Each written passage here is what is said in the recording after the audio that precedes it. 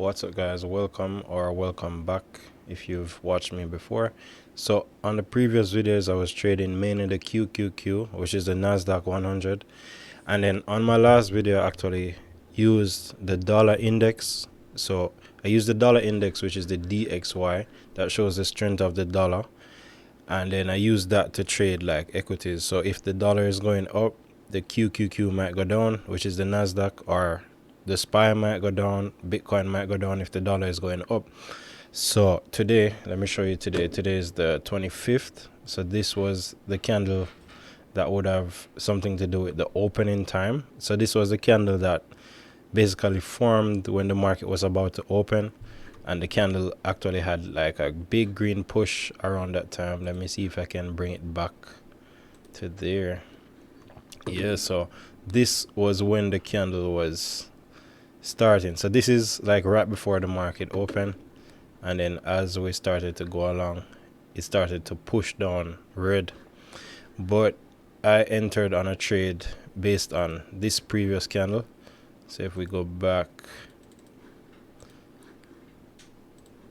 so I entered the trade based on more these previous candles happening. So I'm seeing the dollar kind of rejecting here, started to go up, which I believe would have been negative for the stock market, negative for like crypto.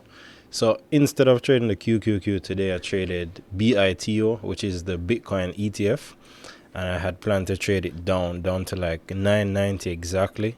So I entered at around 10:10 at 9 o'clock. So oh yeah, we have the trade the pool here.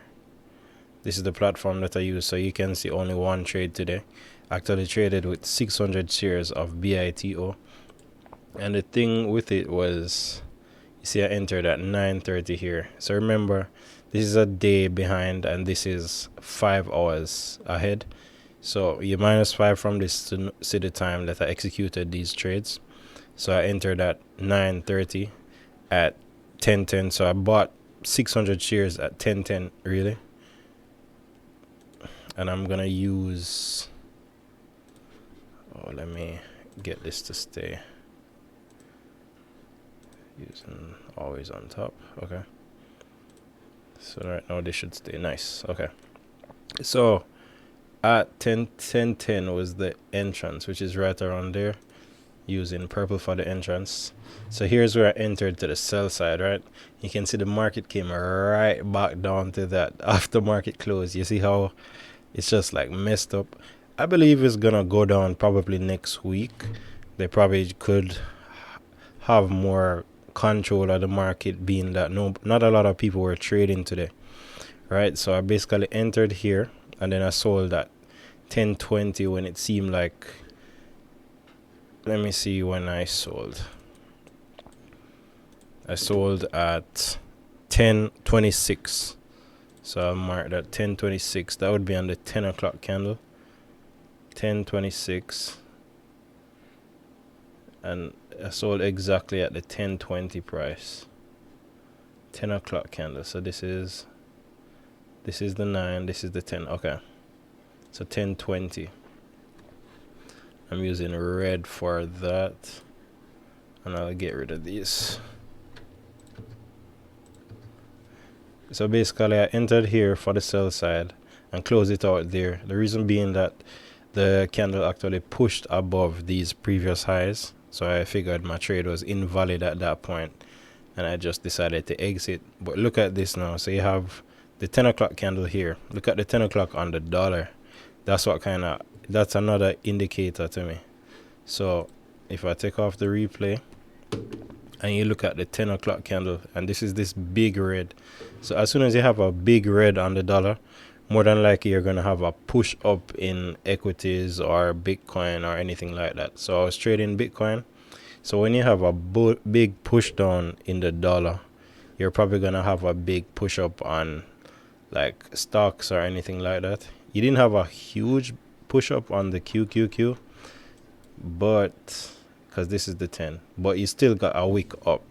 You got a wick up there, and then this you got a wick up, and then that was enough for me to just exit the trade. Even though looking back at it now, I kind of exited it at the top and could have probably tried to get some of these, but to me it wasn't worth the risk. I was riding with 600 shares. If it had went the other way more, I would have taken more of a loss than just $72. These two here are just like the cost of entering the trade, but the overall loss of the trade was $72. So the market started to go against me. I decided to exit my trade like at the top here, because at this point it's not worth it. I could have held it for it to go up to here. This would have been a $150 loss, but to me it wasn't worth it. It already seemed like my trade was invalid, so I decided to kind of cut the losses early and just exit, but look at this crap. So at 1 o'clock, the 1 o'clock candle, and imagine the market closes at 1, right? The market closes at 1, and then the 1 to 2 candle came right back down to where? 1010, the exact price that I entered this morning. So if I was able to hold the trade throughout, I would have came right back down to break even, and it's like literally nothing happened today. It's just like nothing happened today, because the market opened at like what? Market opened at 10.09, and then the market closed at 10.10. Like literally, that's the entire price movement of the BITO ETF, and that was basically it. So the total loss of that trade was 72, and I just exited that. Let's see how it trades starting Monday. Let's see what happens Monday. And definitely I might be trading either the BITO again, more to the downside, or we just go for my QQQ, the regular QQQ, and probably just trade it even more to the downside again, depending on what the dollar does as well. So if we see more bullish movement from the dollar, more than likely we're gonna see some downside on the QQQ and downside on the BITO Bitcoin ETF. So that's basically it. Happy Thanksgiving was yesterday, and today is the day after, so we had a short day in the market. Basically it. Thank you for watching the video, and see you in the next one. 7 minutes.